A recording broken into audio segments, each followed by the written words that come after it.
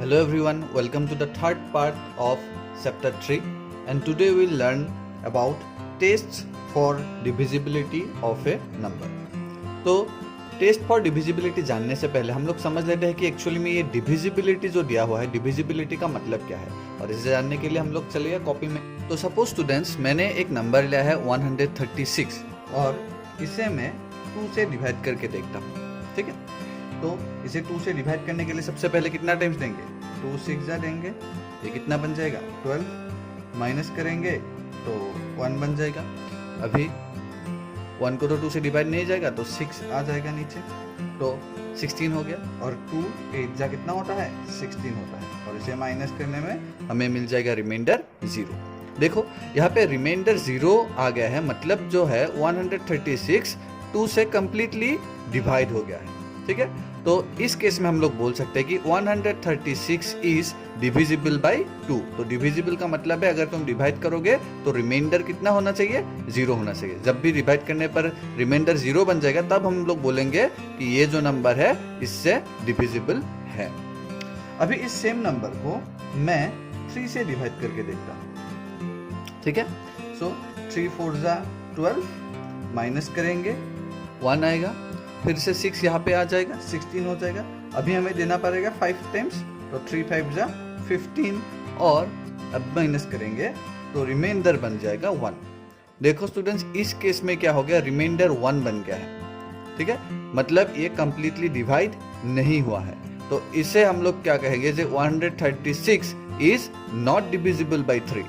तो यहाँ पे देख लिया, सेम नंबर को मैंने 2 बार लिया था, ये 2 से डिविजिबल था लेकिन 3 से डिविजिबल नहीं था। क्यों? क्योंकि यहाँ पे रिमाइंडर आ जाता है। तो इसी चीज को अगर हम लोग डिवाइड के बिना ही बोल सकते हैं, कुछ ऐसा टेस्ट करके या फिर कुछ ऐसा शॉर्ट ट्रिक करके, तो उसे ही हम लोग डिविजिबिलिटी टेस्ट कहते हैं। तो चलो एक एक करके हर एक डिविजिबिलिटी टेस्ट देखते हैं। सो देखते हैं डिविजिबिलिटी बाई 2, मतलब एक नंबर 2 से कब डिवाइड होगा।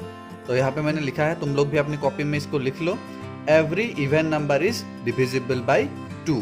तो अगर तुम्हें कोई भी इवन नंबर दे और पूछे क्या ये नंबर 2 से डिवाइड होगा, तो अगर नंबर इवन है तो वो 2 से जरूर डिवाइड होगा। तो इसलिए मैंने एग्जाम्पल में कुछ इवन नंबर्स लिख दिए। तो कोई भी इवन नंबर हो तो वो 2 से जरूर डिवाइड होगा, ये हमेशा याद रखना।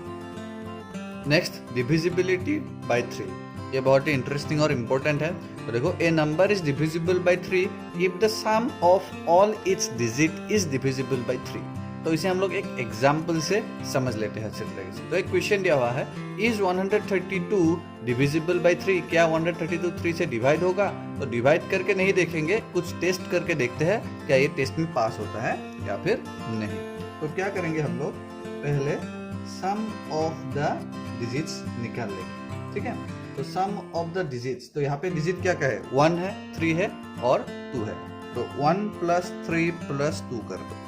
ठीक है, तो 1 + 3 + 2 करेंगे, क्या कितना आएगा, 1 + 3 4, 4 + 2 6। तो इसका सम कितना आएगा, 6 आएगा। ये 6 जो है, क्या ये 3 से डिवाइड जाता है? हाँ, ऑब्वियसली, क्योंकि 3 2 जा 6 होता है। तो अगर ये सम जो है, मतलब इस डिजिट्स का जो सम है, अगर 3 से डिवाइड जा रहा है तो ये पूरा नंबर भी 3 से डिवाइड जाएगा, है ना। बहुत ही आसान। तो ये तो बहुत ही चुटकुचा नंबर लिया था मैंने। तो कोई भी अगर बड़ा नंबर भी दिया हुआ होगा तो हम लोग क्या करेंगे, हर एक डिजिट को ऐड कर लेंगे और देखेंगे कि इसका सम कितना आएगा। अगर वो सम 3 से डिवाइड जाता है तो वो पूरा बड़ा नंबर भी 3 से डिवाइड जाएगा। समझ में आ गया? तो यहाँ पे लिख दो, therefore 132 is divisible by 3। Next समझते हैं divisibility by 4। A number is divisible by 4 if the number formed by its last 2 digits is divisible by 4। तो क्या हुआ है, देखो एक एग्जाम्पल के थ्रू, इज 6712 डिविजिबल बाई 4। तो क्या ये 4 से डिवाइड जाता है? तो इसे हम लोग डिवाइड करके देखे बिना कैसे बोलेंगे। तो जो मैंने बोला है यहाँ पे, जो हमने लिखा है, तो इसके अकॉर्डिंग क्या होगा, हमें इस पूरे नंबर्स को दिखना ही नहीं है, जस्ट तुम लास्ट के 2 डिजिट को देखो। यहाँ पे क्या है, 12 है ना। क्या 12 4 से डिवाइड जाता है? हाँ, जाता है, क्योंकि 3 4 जा 12 होता है भैया। तो अगर ये लास्ट 2 डिजिट 4 से डिवाइड जा रहा है तो ये पूरा नंबर ही 4 से डिवाइड जाएगा। समझ में आ गया? तो जितना भी बड़ा नंबर हो सिर्फ लास्ट के 2 डिजिट को देखो, अगर वो 4 से डिवाइड जा रहा है तो पूरा बड़ा नंबर ही 4 से डिवाइड जा रहा है। चलो इसमें लिख देते हैं, आंसर में लिख दो number formed bye last 2 digit 12 is divisible bye 4, सो ये जो बड़ा नंबर था मतलब 6712 इज ऑल्सो डिविजिबल बाय 4। चलो ये खत्म। डिविजिबिलिटी बाय 5, ये तो भैया सबसे आसान है, इसमें कुछ टेस्ट करने की जरूरत नहीं है, खाली देखना है। तो क्या देखना है? A number is divisible by 5 if the last digit of the number is 0 और 5। तो अगर तुम्हें कोई भी नंबर दे और उसका सिर्फ लास्ट डिजिट देखो, उससे देख के ही तुम बता सकते हो कि ये 5 से डिवाइड होगा या नहीं होगा। तो कोई भी नंबर ले लो, जैसे कि 105, इसमें लास्ट में क्या है? 5 है, तो ये पूरा नंबर 5 से डिवाइड जाएगा। एक और थोड़ा सा बड़ा नंबर लेते हैं, 2365, तो इसमें भी 5 है, और अगर लास्ट में 0 भी रहेगा जैसे कि 5630, तो ये भी क्या होगा? 5 से डिवाइड होगा। सिर्फ 0 और 5 होना चाहिए। अगर 0 और 5 के अलावा कोई है 1 2 3 4 ऐसे कुछ है तो वो 5 से डिवाइड नहीं होगा। समझ में आ गया? नेक्स्ट समझते हैं डिविजिबिलिटी बाय 6। तो 6 का खुद का कोई टेस्ट ही नहीं है, देखते हैं क्या है। A number is divisible by 6 if it is divisible by 2 and 3। Actually यहाँ पे लिख लो बोथ 2 and 3। तो क्या होगा?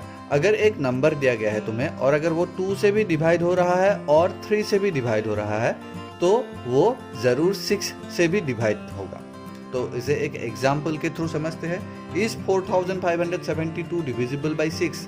तो पहले तो 6 से अगर डिवाइड होना है तो वो 2 से डिवाइड होना पड़ेगा, और 2 से डिवाइड होने के लिए क्या था? वो इवन नंबर होना पड़ेगा। तो सबसे पहले देखो कि इवन है कि नहीं है। अगर इवन नहीं है तो 6 से डिवाइड होने का तो सवाल ही नहीं है, ठीक है। तो अगर इवन है तो ठीक है, हम लोग प्रोसीड करेंगे किसके लिए? 3 के लिए। और 3 का प्रोसीड्यूर क्या था? 3 का टेस्ट, डिविजिबिलिटी टेस्ट क्या था? सम ऑफ द डिजिट था। तो इसे हम लोग हर एक को प्लस करके देखेंगे कि ये 3 से भी जा रहा है कि नहीं जा रहा है। अगर 2 का भी पास हो गया, 2 का डिविजिबिलिटी टेस्ट भी पास हो गया और 3 का डिविजिबिलिटी टेस्ट भी पास हो गया तो मान लो कि वो 6 से भी डिवाइड हो जाएगा। सो यहाँ पे सबसे पहले हम लोगों ने 2 का डिविजिबिलिटी टेस्ट किया।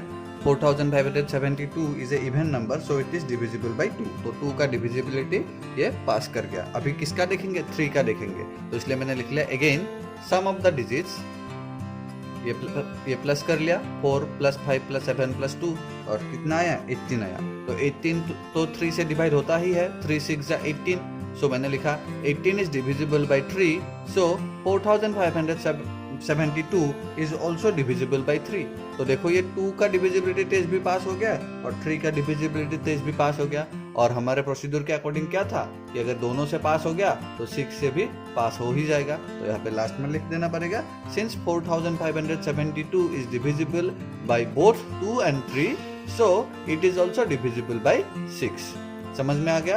ये बहुत ही इंपॉर्टेंट है 6 का, तो अच्छे से लिख लो, एग्जाम्पल भी लिख लेना। नेक्स्ट डिविजिबिलिटी बाय 8, ये भी बहुत ही इजी है और डिविजिबिलिटी बाय 4 की जैसा ही है। तो इसमें भी सिर्फ हमें लास्ट का 3 डिजिट देखना होता है। डिविजिबिलिटी बाय 4 में लास्ट का 2 डिजिट देखते थे और 8 में क्या देखेंगे? लास्ट का 3 डिजिट देखेंगे। तो यहाँ पे मैंने लिखा है a number is divisible by 8 if the number formed by its last 3 digits is divisible by 8। और यहाँ पे एक एग्जाम्पल लिया है हम लोगों ने, क्या लिया है? Is 1640 divisible by 8। तो ये क्या डिविजिबल बाय 8 होगा? तो डिविजिबिलिटी ऑफ 8 क्या था कि हमें सिर्फ लास्ट का 3 डिजिट देखना है, और इसमें लास्ट का 3 डिजिट क्या है? 640 है। तो अगर ये 648 से डिवाइड हो जाएगा तो ये पूरा नंबर ही 8 से डिवाइड हो जाएगा, है ना। तो आंसर में लिखो number found by last 3 digits 640। देखो 640 तो 8 से डिवाइड जाएगा क्योंकि 8 8 जा 64 और फिर 0। अगर ये कभी कभी तुम्हें ऐसा लगे कि ये तुम कर नहीं पा रहे तो ये छुटकू नंबर आएगा 3 डिजिट का, इसे तुम साइड में 8 से डिवाइड करके देखना। अगर वो 8 से डिवाइड हो रहा है तो पूरा बड़ा नंबर ही 8 से डिवाइड हो जाएगा। तो यहाँ पे लिख देना 640 is divisible by 8, so 1640 is also divisible by 8। Next आते हैं स्टूडेंट डिविजिबिलिटी बाय 9 में। और डिविजिबिलिटी 9 भी डिविजिबिलिटी बाई 3 के जैसा सिमिलर ही है। A number is divisible by 9 if sum of all its digits is divisible by 9। तो जब डिविजिबिलिटी बाई 3 कर रहे थे तो हम लोग प्लस करके देखते थे कि जो आंसर आ रहा है क्या वो 3 से डिवाइड हो रहा है। अगर 3 से डिवाइड हुआ था तो पूरा नंबर ही 3 से डिवाइड हो गया था। तो यहाँ पे भी सेम ही है, यहाँ पे सम करेंगे और क्या करेंगे, देखेंगे कि वो सम 9 से डिवाइड हो रहा है या नहीं हो रहा है। तो इस एग्जाम्पल में देखते हैं, इज 657 डिविजिबल बाई 9। तो इसके लिए हम लोग क्या करेंगे, इन तीनों डिजिट्स को प्लस करके सम निकाल लेंगे। सो लिख लो, सम ऑफ द डिजिट्स 6 + 5 + 7 तो कितना आएगा, 18 आएगा। 18 तो 9 से डिवाइड होता है क्योंकि 9 2 18 है, तो 18 is divisible by 9। So 657 is also divisible by 9, है ना, बहुत ही इजी। तो ये 3 के जैसे, डिविजिबिलिटी बाई 3 के जैसा ही था। नेक्स्ट है डिविजिबिलिटी बाई 10। ये तो सबसे इजी है, तुम लोग तो आंख बंद करके भी बता सकते हो कि नंबर 10 से डिवाइड होगा कि नहीं होगा। इसमें सिर्फ क्या देखना है, सिर्फ लास्ट वाला डिजिट दिखना है। अगर ये 0 है तो 10 से डिवाइड होगा, 0 के अलावा कुछ और है तो 10 से डिवाइड नहीं होगा। तो इसे लिख लो, बहुत ही इजी है। नेक्स्ट है डिविजिबिलिटी बाई 11। यही टेस्ट तुम लोग को थोड़ा सा हार्ड लग सकता है, लेकिन अगर समझ जाओगे तो ये भी बहुत ही इजी ही है। तो पहले देखते हैं क्या बोलते हैं डेफिनेशन के according. A number is divisible by 11 if the difference of the sum of its digits at odd places and the sum of its digits at even places is either 0 और डिविजिबल बाई 11। either 0 और divisible by 11। तो I think तुम लोग को इतना समझ में नहीं आया होगा, तो एग्जाम्पल से मैं, एक्चुअली 2 एग्जाम्पल से मैं इसको अच्छे से समझा देता हूँ तुम लोगों को। सो एक नंबर कंसीडर करते हैं 1353, मतलब 1353। तो इसमें क्या देखेंगे, जो ऑड प्लेसेस में है उन नंबर्स को निकालते हैं। ऑड प्लेस मतलब 1th, फिर आएगा 3rd, उसके बाद आएगा 5th। तो 5th नंबर तो यहाँ पे नहीं है, तो ऑड प्लेसेस में ए और ये नंबर है, मतलब ऑल्टरनेटिवली हमें सिलेक्ट करना है। तो 1 और 5, तो 1 और 5 को हम लोग प्लस कर लेंगे। तो 1 + 5 कितना आ गया, 6 आ गया। फिर हम लोग इवन प्लेसेस में, मतलब 2nd, 4th, 6th ऐसे नंबर बोल के, तो यहाँ पे तो 2 ही नंबर है, तो 3 और फिर से 3, तो इन दोनों को भी हम लोग प्लस कर लेंगे। तो इन दोनों का सम कितना आएगा, 3 + 3 6 आएगा। अभी जो ये 2 सम आया है ना, इन दोनों का डिफरेंस निकालो। तो 6 - 6 कितना आया, 0 आया। तो अगर ये 0 आया या फिर डिविजिबल बाई 11 आया, मतलब 11, 22, 33, 44 ऐसा नंबर आता है, तो ये पूरा नंबर जो है ये क्या होगा, 11 से डिवाइड होगा। समझ में आ गया, ठीक है। एक और एग्जांपल देखते हैं। सो हमें एक क्वेश्चन पूछा गया है, इज 40,227 डिविजिबल बाई 11। तो हमें 11 का डिविजिबिलिटी टेस्ट पता है। हम लोग क्या करेंगे, पहले हम लोग sum of the digits at odd places निकालेंगे और फिर sum of the digits at even places निकालेंगे। तो ऑड प्लेसेस में यहाँ पे क्या क्या है, 4 है, 2 है और 7 है। ऐसे तुम लोग पेंसिल से मार्क भी कर सकते हो। तो एक एक डिजिट्स को बीच बीच में छोड़ के ऑल्टरनेटिवली एक एक नंबर को सिलेक्ट करो और इसे प्लस करो। तो 4 + 2 + 7 करेंगे, है ना। तो कितना बन जाएगा, 30। अभी देखते हैं sum of the digits at even places. So even places में क्या क्या है, 0 and 2 है ना। तो 0 + 2 कर दो, 0 + 2 करेंगे तो कितना आएगा, 2 आएगा। अभी हमें क्या करना है, इन दोनों का डिफरेंस निकालना है, मतलब 13 - 2 करना है।